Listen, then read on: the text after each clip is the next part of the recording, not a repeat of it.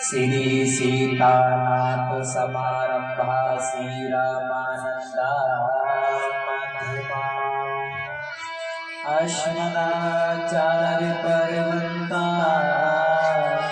वंदे श्री गुरु परंपरा।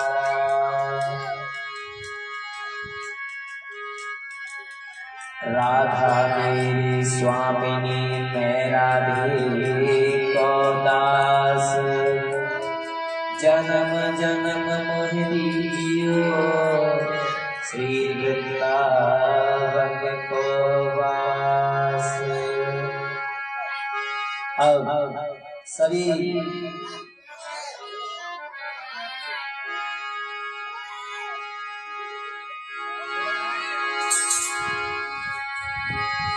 कॉलोनी वासी भक्तिगढ़ भाई बंधु माता बहने आवाज सुन रहे हो, सभी आने की कृपा करें। या देवी सर्वभूतेषु शान्तिरूपेण संस्थिता, नमस्तस्यै नमस्तस्यै नमस्तस्यै नमो नमः। चलिए मन और वाणी को पावन करते हैं। श्री कृष्ण गोविंद हरे मुरारी, नाथ नारायण वासुदेवा।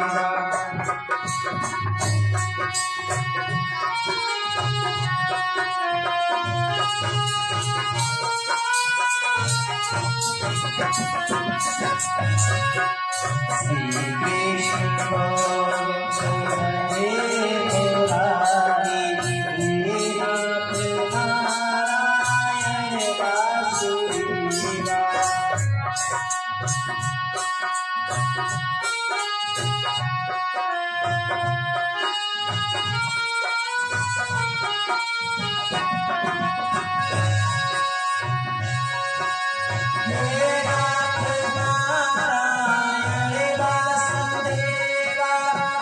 नाथ नारायण वासुदेवा।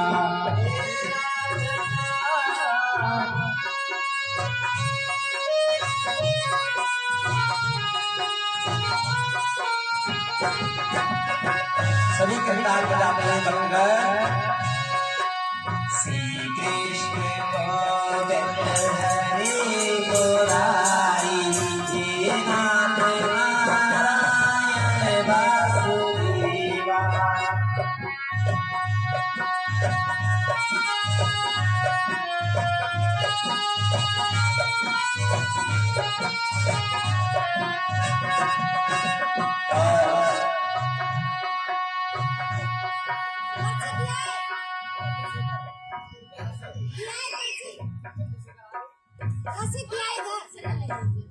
और ये हमारी माता जी भगवान के चरणों में 1101 चंद्रशेखर भैया के नाम से दे रहे हैं। भगवान उनके ऊपर कृपा बना के रखें और सभी धूमधाम से खुश रहें, आनंद में रहें। श्री कृष्ण गोविंद हरे मुरारी,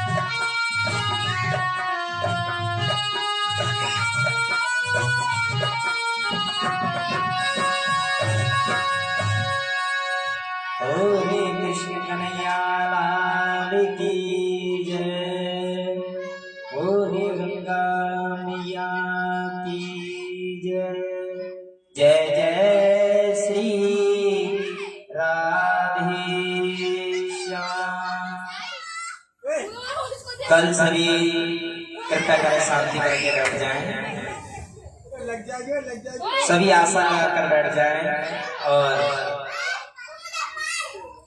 सभी कृपया करें शांति बना के बैठ जाएं। बाबू लोग बैठ जाओ। कल आपने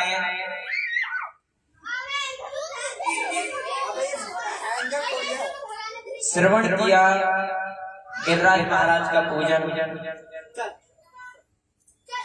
इस तरीके से भगवान ने गिरिराज महाराज का पूजन कराया और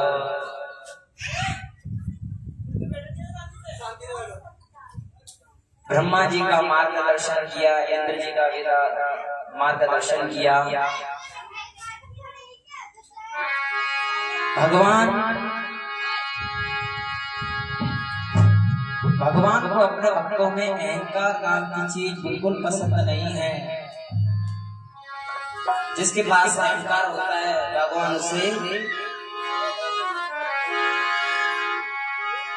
उसका कल्याण करने के लिए खुद आ जाते हैं। भगवान क्या देखते हैं भक्तों के अंदर और क्या कहते हैं, न जाने कौन से गुण पर दया गुरीज जाती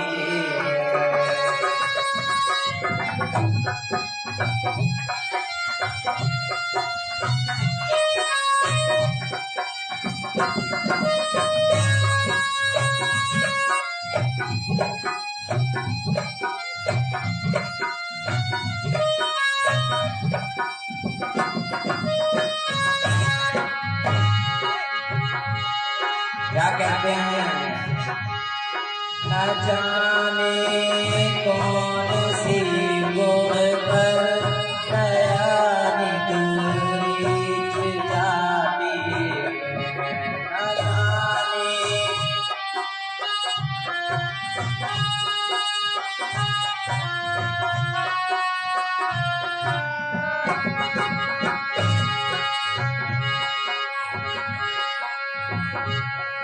सही ये कहती है सही हाथ जाती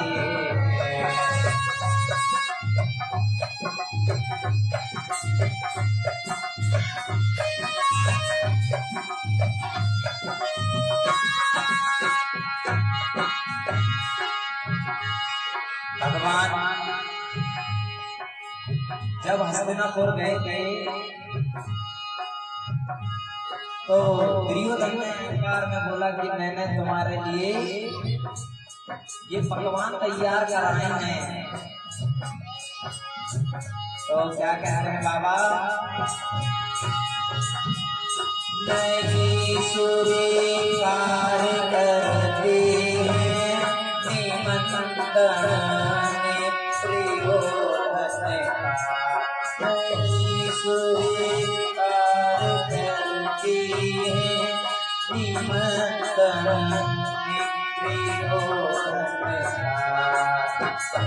फिर कहाँ जाकर भोजन खाते हैं, के घर पहुँच करती क्रोध से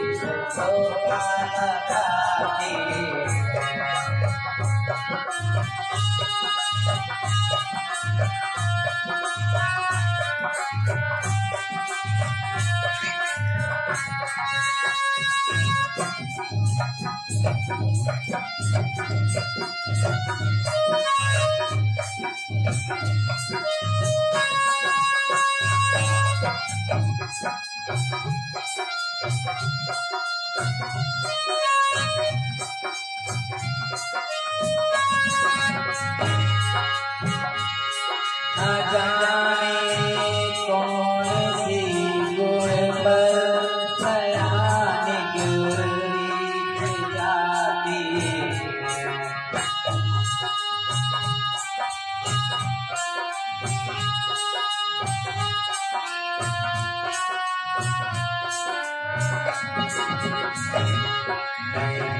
स्वीकार करती है दुर्योधन का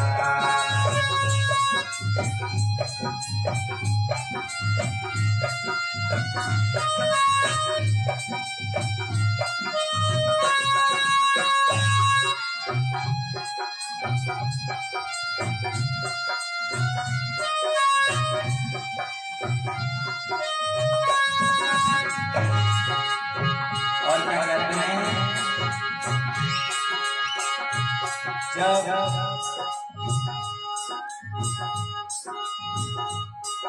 आए मधुरी से गोपियों की बता सुन आए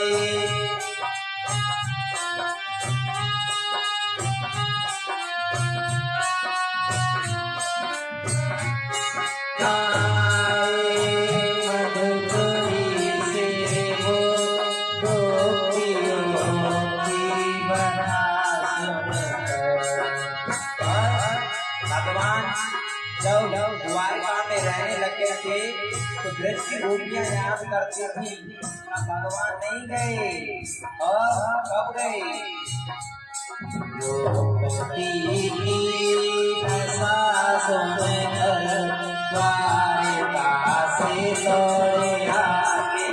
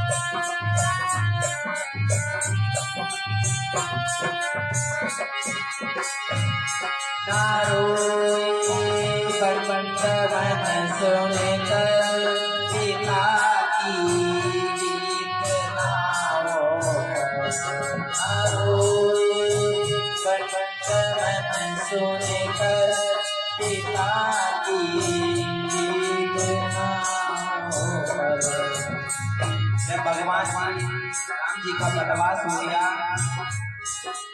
तब उनके पिताजी उनका देहांत हो गया था। भगवान नहीं रोए तो कहाँ रोए? ना रो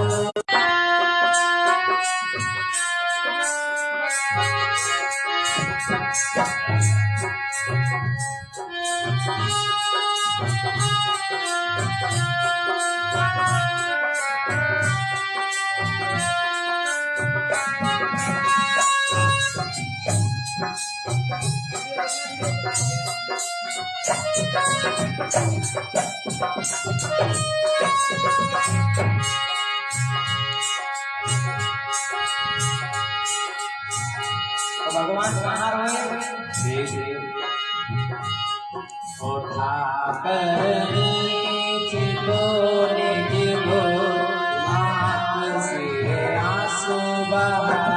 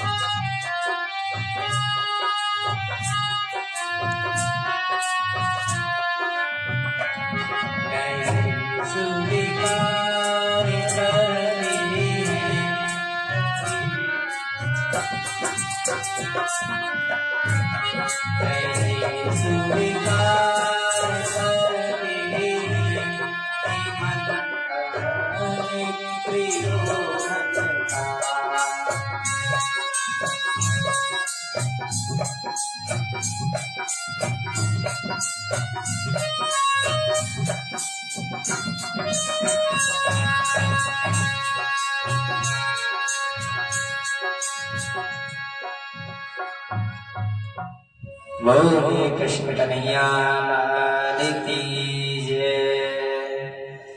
एक बार रावण रावण ने हनुमान जी से बोला कि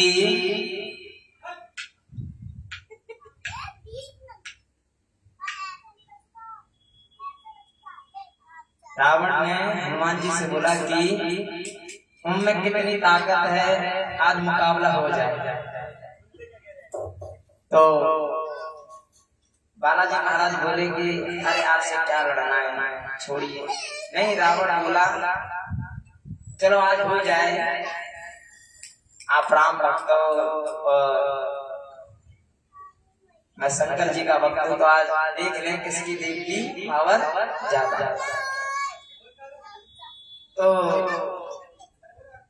बालाजी महाराज बोले कि पहले आप ही मार लीजिए, अगर हमने मारा कहीं आप मारने लायक बचे नहीं तो बचे, यानी हमने मारा और आप मारने लायक बचे या ना बचे। तो रावण ने कहा चलो ठीक है, सबसे पहले हम एक मुक्का लगाते हैं, फिर आप ही लगाना। तो आमने सामने खड़े हो गए और रावण ने हनुमान के लगाया हनुमान जी को।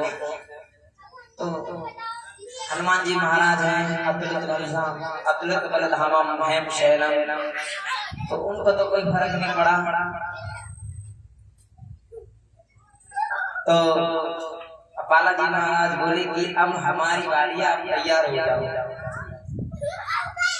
तो रावण कहने लगा हम तैयार हैं, आप मारिए।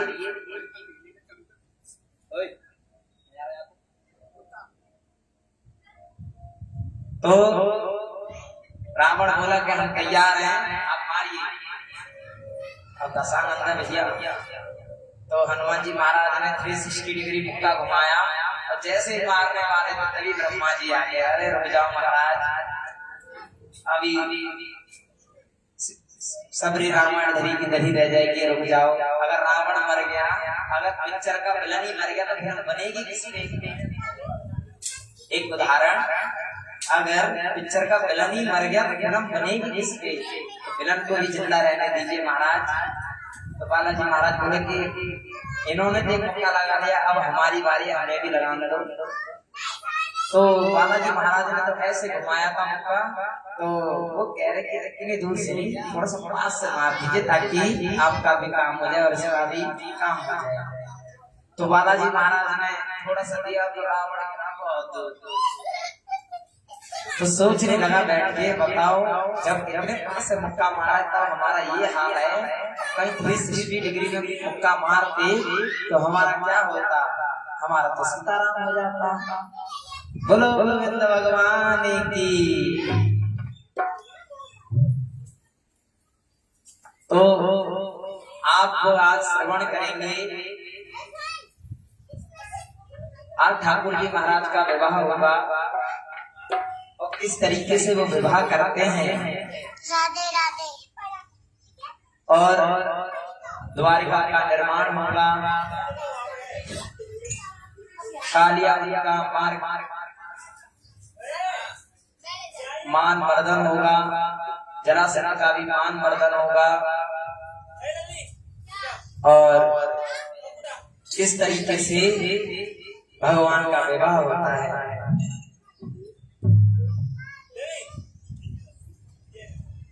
तो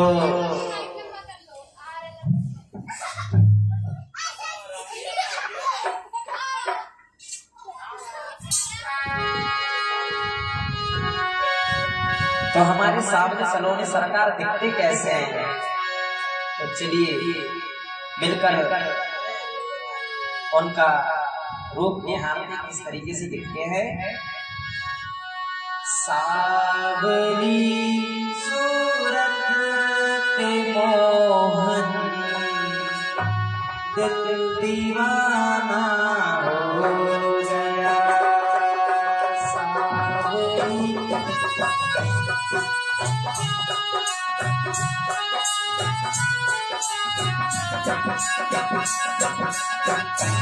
ऐसे दिखती है हमारी सरकार।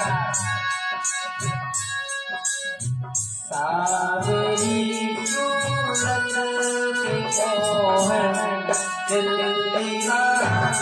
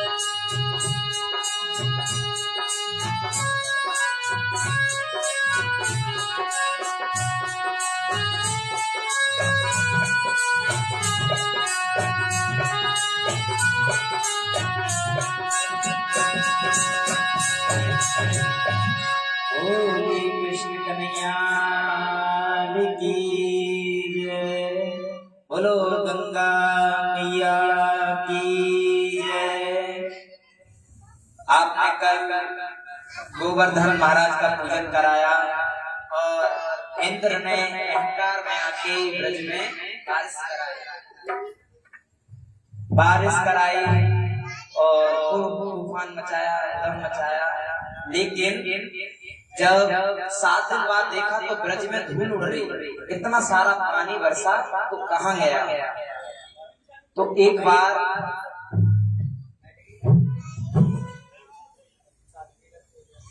माता सीता जी 5 ब्राह्मणों को भोजन कराना चाहते थे। तो राम जी से कहा कि महाराज हम लोग गृहस्थ हैं, तो हमारी मन की इच्छा है कि आप 5 ब्राह्मणों को बुला दीजिए, उन्हें भोजन प्रसादी खवाना चाहते हैं।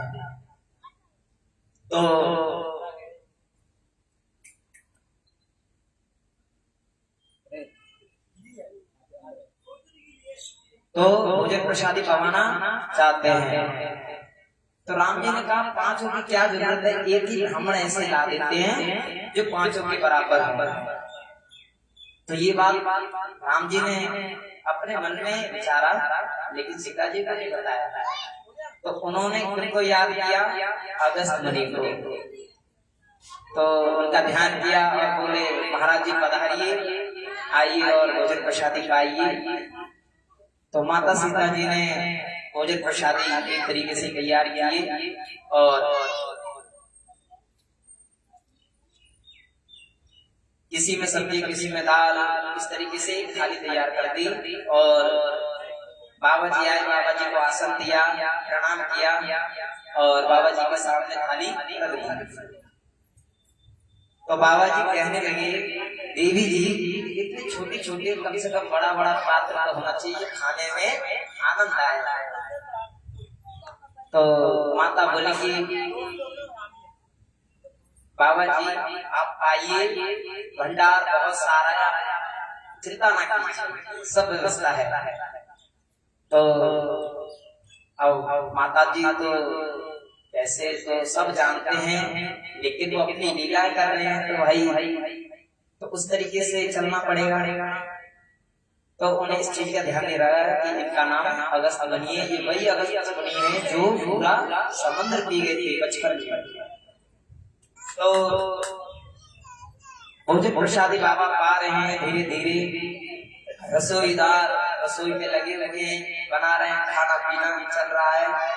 जैसे माता जी परोस की जाती है और वैसे ही भोजन समाप्त हो जाता है। नमो नारायण नमः। तो भोजन खत्म हो जाता है, फिर माता जी लेकर आती हैं, फिर बाबा कर जाते हैं। तो माता जी गणेश जी महाराज को याद करते हैं, रिद्धि सिद्धि को, कि आइए महाराज अपना संभालिए। तो रिद्धि सिद्धि भोजन प्रसादी तैयार करती हैं और गणेश जी महाराज बांध के अंगूछा बने हलवाई पूरी छानने लगे फटाफट के भैया चलो, बहुत जरूरी भी है। और तो फटाफट पूरी छन रही हैं, माता जी ले जाके बाबा को पवा रही हैं। तो माता जी ने कहा बाबा जी से, बाबा जी शास्त्र आज्ञा करते हैं कि जब भोजन आधा हो जाए तो पानी पी लेना चाहिए।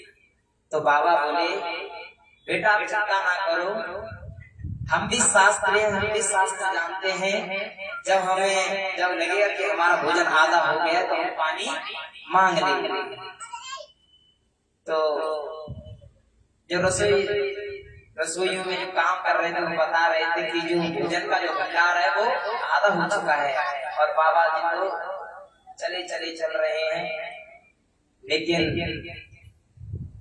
माता जी ने सोचा कि अगर बाबा का भोजन पूर्ण नहीं होगा तो ये तो अपमान वाली बात है, क्योंकि किसी को बुलाया और पेट नहीं खिलाए तो गलत बात है। तो माता जी राम जी के पास गए, उनसे कहा महाराज आप भी कुछ कीजिए, बाबा जी तो भोजन प्रसाद का भंडार आधा हो चुका है और बाबा जी का भोजन प्रसादी मतलब हो नहीं रहा। तो राम जी बोले आप ये खीर ले जाइए और बाबा जी को पवा दीजिए। तो बाबा जी ने पाया तो बाबा जी का एकदम फुल हो गया और बाबा जी बोले बस संपूर्ण। तो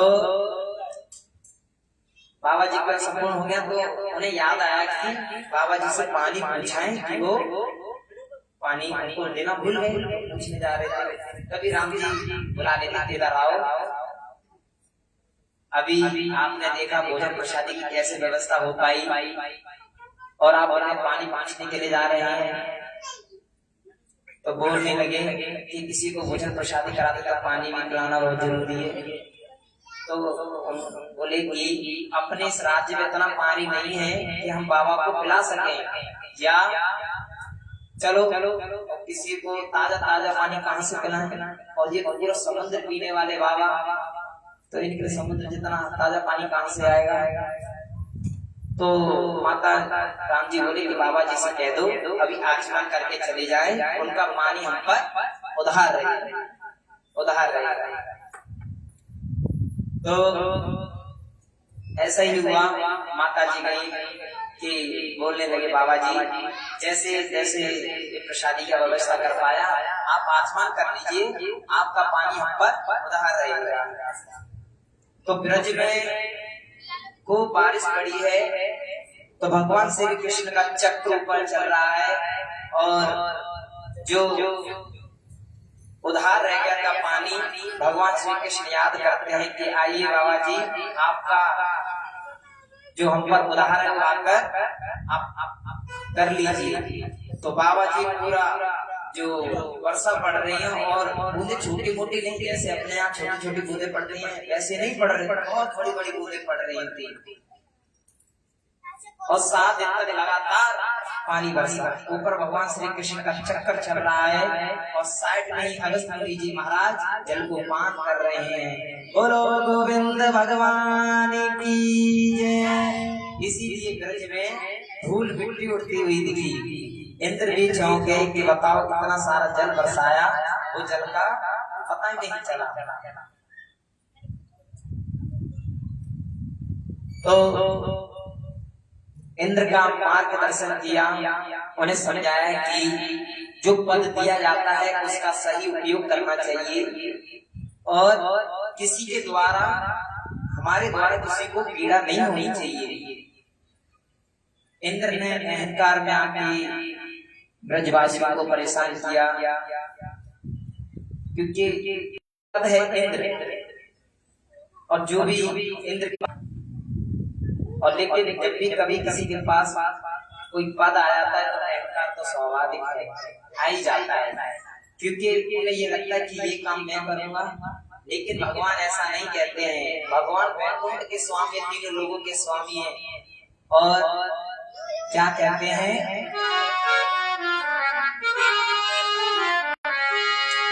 भगवान क्या कह रहे हैं भक्तों को समझाने के लिए, सबसे ऊंची प्रेम सबसे ऊंची।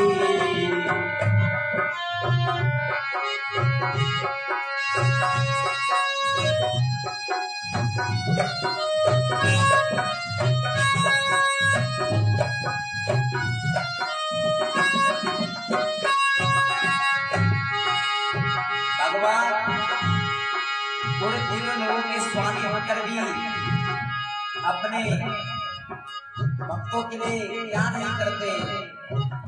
ओ प्रेम के बस अर्जुन रखा क्यों, प्रेम के बस प्रेम के बस अर्जुन रखा क्यों।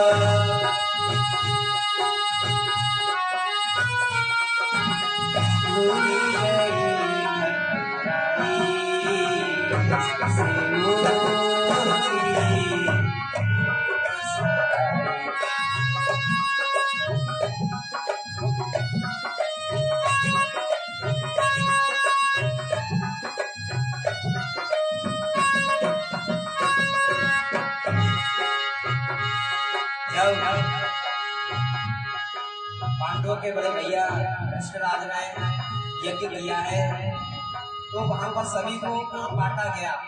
लेकिन भगवान श्री कृष्ण ने क्या कहा, जो भी यहाँ पर संत, जो भी भक्त आएंगे उनका झूठा मैं उठाऊंगा।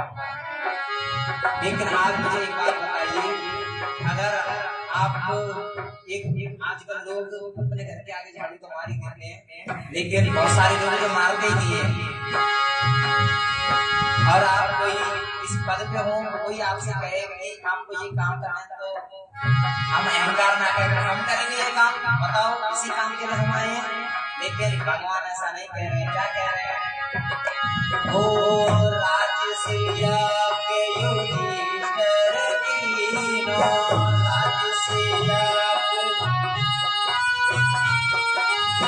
राज्य से आपके युधिष्ठिर कीनो।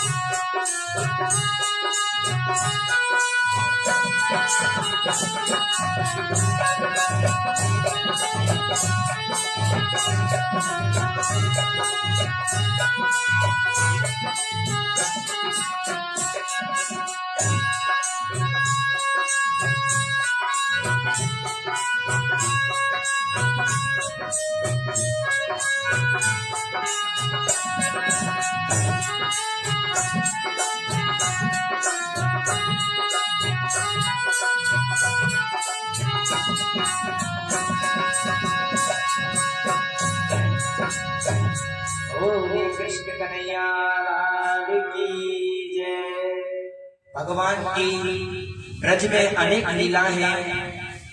उन्होंने बहुत सारे राक्षसों का मार दर्शन किया और कभी भी ध्यान दें, जो भगवान के हाथों से मरता वो मरता नहीं है, क्योंकि भगवान जिसको अपने हाथ से मारते हैं उसका तो परम धाम हो जाता है। जैसे शिशुपाल भगवान को अनेक गालियां दे रहा है सभा में खड़े होकर, और भगवान श्री कृष्ण गिन रहे हैं, क्योंकि उन्होंने वचन दिया था कि मैं शिशुपाल की 100 गलतियां माफ करूंगा, चाहे वो गालियों में दे या अपमान करे या लड़ाई झगड़ा, यानी कि माफ करने का वादा किया था। तो उसी वादे पे टिके हुए थे। और कभी ऐसा लगता है कि सामर्थ्यवान होते को कुछ नहीं कह रहा, लोग उसे कायर समझ लेते हैं, लेकिन ऐसी गलती नहीं करनी चाहिए। तो भगवान गिन रहे हैं, उससे अलर्ट भी कर रहे हैं कि 99 गलतियां हो चुकी हैं, अब जो भी शब्द है सोच समझ के कहना। लेकिन अब जो किसी की आदत है गलत बोलना, वो कैसे हो जाएगा? जो जैसे 100 गालियां पूरी हुई हैं, तो भगवान ने सावधान कह दिया है कि अब मैं उस रंग से उतर गया हूँ जो मैंने वादा किया। अब सावधान रहना। जैसे 101 गलती की भगवान ने सुदर्शन चक्र लेकर उसका सर काट दिया। तो बताना चाहते हैं कि हम सनातन धर्म वाले जब अपने वादे पे हैं तब तक हम कुछ नहीं कर रहे। जब शस्त्र उठा लेते हैं तो आपने देखा ही होगा पाकिस्तान का क्या हाल किया था, है कि नहीं? तो हम शास्त्र और शस्त्र दोनों जानते हैं, बस समझने वाले के ऊपर डिपेंड करता है वो हमें समझता किस तरीके से। तो अपने देश के लिए हमें सहयोग करना चाहिए और जो बने वो करना चाहिए। बहुत सारे लोग हैं आजकल देश का खाते हैं, देश की ही बदनामी करते हैं। पर उनसे निवेदन है, देखिए जो किसी का खाता है उसका भुगतान तो करना पड़ेगा, आज नहीं तो कल। तो इससे एक दृष्टांत याद आया मुझे, मैं आपको सुनाना चाहूंगा। हम लोग जन्म क्यों लेते हैं? देखिए हम लोग जन्म क्यों लेते हैं? हमारे जो माता पिता होते हैं, जरूरी नहीं कि हम उनके आज ही बेटे हैं या वो आज के ही हमारे माता पिता हैं। कितने युग हैं जिनमें वो हमारे बेटा बेटी बने हैं या हम उनके पिता बने हैं, हम उनके बेटा बेटी बने हैं। तो ये कई समय से सर्कल चलता चला आ रहा है। और मैं आपको आज एक क्लियर शब्द बता दूं कि हम जो जन्म लेते हैं हमारे ऊपर ऋण होते हैं। ऋण इस तरीके से होते हैं, आपने जनेऊ देखा होगा, जनेऊ में 3 धागे होते हैं, जनेऊ में 3 धागे होते हैं और हर सनातन धर्म वालों को उन्हें धारण करना चाहिए। 3 धागे होते हैं, एक तो मातृ ऋण, पितृ ऋण और एक देव ऋण। ये 3 हमारे ऊपर होते हैं। माता बहनों के ऊपर कोई कर्जा नहीं होता, कर्जा हमारे ऊपर होता है, क्योंकि हम उनकी पीढ़ी चलाने के लायक तो हमारे ऊपर कर्जा है। इसे चुकाने के लिए हमें भगवान की पूजा भी करनी पड़ेगी, धर्म में अपना सहयोग भी करना पड़ेगा, अपने परिवार का पालन पोषण भी करना पड़ेगा। ये हमारे ऊपर जिम्मेदारी है, क्योंकि भगवान उन्हीं को चुनते हैं जो जिम्मेदारी उठा सकते हैं। तो हम जन्म क्यों लेते हैं? एक सेठ जी थे जिनका बहुत बड़ा ये कारोबार, लेकिन उनका एक ही भाव था कि उनसे जो भी कोई भी कुछ लेके जाता है, जैसे कि गांव में आपने पहले जमाने के जो सेठ जी हुआ करते थे, जिसको जो जरूरत होती थी वो दे दिया करते थे। जैसे किसी को खेती करने के लिए जमीन चाहिए तो जमीन दे दिया, लेकिन वो सेठ जी ऐसे थे वो किसी से मांगते नहीं थे। जैसे कि आजकल लोग पैसा देने से पहले पूछ लेते कब दोगे भैया, क्योंकि फिर वो उस पर डिपेंड हो जाते हैं कि हाँ इस तारीख को वो मुझे देगा, और उसी तारीख को फोन करते हैं, क्योंकि बीच में पैसा करने का कोई लाभ भी नहीं है। तो सेठ जी ने कभी नहीं बोला कि आप मुझे कब वापस दोगे, बस आपके पास व्यवस्था हो जाए तो आप मुझे दे जाना, वरना तो सब गोविंद का है ही। तो सेठ जी के पास बहुत सारे लोग आते हैं, किसी को गाड़ी बैल किसी की भी जरूरत होती है तो वो दे देते हैं। और सेठ जी का जो तबेला था जिसमें गाय भैंस लगा करते थे बहुत बड़ा। एक दिन क्या हुआ था, सेठ जी के यहाँ 4 चोर आते हैं चोरी करने के लिए। 4 चोर आते हैं चोरी करने के लिए। तो सेठ जी तो देखिए जब भगवान की भक्ति करते हैं ना तो चिंता करना छोड़ ही देते हैं, क्योंकि भक्ति में बस भगवान का ही भजन होता है, चिंता नहीं होती है, ना ही किसी का डर होता है कि क्या होगा क्या पाएगा। इसका तो वैष्णव लोग मोह ही नहीं करते हैं। तो सेठ जी का आराम से नाम दुपट्टा अपने आराम सो रहे थे, चोर आए चोरी करने लगे। चोरी कर ली तो जैसे कि मोहल्ले में तो पता चली जाता है चोर वगैरह आए, तो पूरा गांव इकट्ठा हो गया। सेठ जी तो अपने आराम कर रहे थे तो पूरा गांव इकट्ठा हो गया। तो चोर बेचारे डर गए कि भैया इतना सारा सामान लेके कैसे जाएंगे, लोग खड़े हैं। तो उन्होंने देखा कि गौशाला है, उसी में जाकर छुप जाते हैं। सुबह होते ही निकलने 4 बजे करीब तो सभी चोर जाके छुप जाते हैं। तो आपस में बात कर रहे थे चोर की, इतना सारा हमने सामान चुरा तो लिया है, गांव के लोग लट्ठे लेके घूम रहे हैं, कहीं किसी के हाथ लग गए तो सीताराम सीताराम हो जाएगी। तो आपस में वो बात कर रहे थे। तो उसी गौशाला में दो गायें आपस में बात कर रही हैं। वो क्या कह रही हैं कि मैंने इन सेठ जी से बहुत समय पहले मैंने कर्जा लिया था जिसे मैं चुका नहीं पाई, लेकिन अब मेरा एक दिन का समय बचा है और एक दिन का कर्जा बचा है। जिस दिन ये पूर्ण हो जाएगा उस दिन मैं यहाँ से निकल जाएगा। तो आपको मैं एक उदाहरण एक क्लियर कर दूं। आप सोचो कि आप 25 साल तक जियोगे या 50 साल तक जियोगे, ये भूल जाओ, क्योंकि हमारे जब तक हमारे ऊपर कर्जा है इसकी कोई उम्र नहीं है, शरीर की कोई उम्र नहीं है, ना कोई समय है। आपने देखा होगा छोटे छोटे बच्चे होते जो जन्म लेते हैं वो काफी पैसा लगवाते हैं हॉस्पिटल में और जिंदा भी ना बचते हैं, क्योंकि उनका हमने कर्जा खाया था। वो अपना कर्जा लेने के लिए जन्म लेते हैं, जैसे उनका कर्जा मिल जाता है वो चले जाते हैं। तो हमारा कोई नियंत्रण समय नहीं है कि हम 25 साल तक जिएंगे या 50 साल तक जिएंगे। तो सेठ जी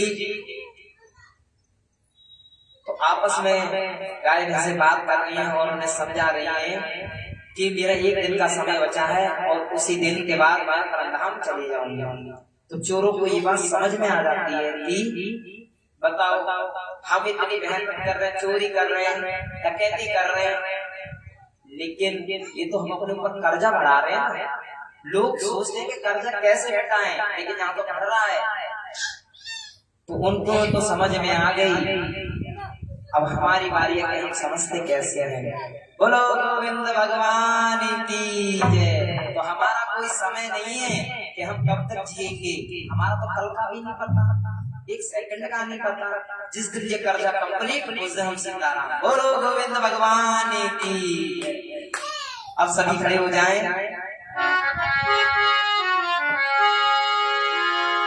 गुरु महाराज आ चुके हैं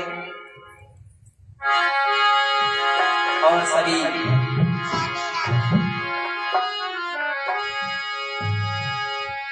सजा दो घर को गुलशन सा, मेरी सरकार आए।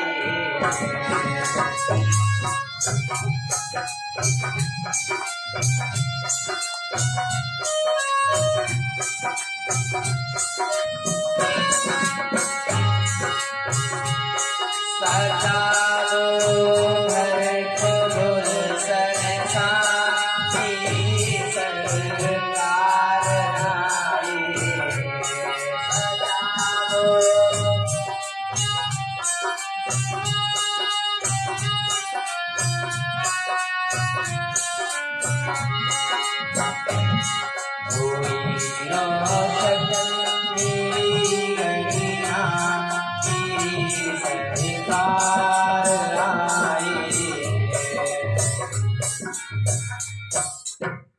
बोलो गोविंद भगवान की।